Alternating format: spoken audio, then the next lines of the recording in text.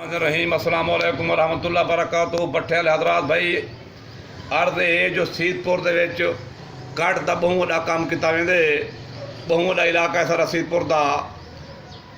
माल मौका रेट दे उत्ते व्यापारी खरीदारी करेंदे न, उत्थां कर खोता रेहड़ी वाला माल कट्ठा किया वेंदे। वो होंदे 50 रुपए फी मण।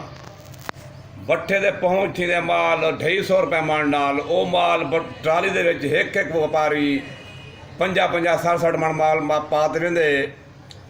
अगले व्यापारियों की मत मारी वेंदी है। भट्ठे वाले कोई 10 रुपए जरा व्यापारी रियायत कर दे तो 50 मण माल रेहड़ी वाला लई आवे, वो भट्ठे वाला बड़ा खुश थींदे। राजा तारक सीतपुर का वड्डा व्यापारी है सही। वो मौके के उत्ते एक भट्ठे के उत्ते गए, वहीं ते वीडियो बनाइए। तकरीबन 1 मण दे विच 15 किलो ढिल हन।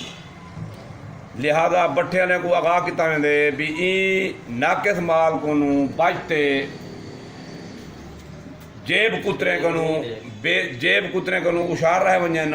ये जरा खोता रेड़ी वाले मार लेंदे खड़न, इन खिलाफ पर्चा किया वजे। इन्हें को कम अज कम 3-3 साल सजा दी वजे।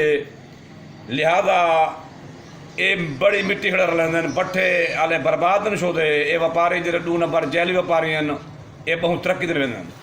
इन्हें ते गड्डियों को पकड़िया वजे और पर्चा किया वजे तो इन्हें को सजा दी वजे। ठीक है, मेहरबानी, शुक्रिया। अस्सलाम वालेकुम वरहमतुल्लाह बरकातहू। भूं दे बारे क्या आखो? नहीं असां भूं दे बारे की गल कर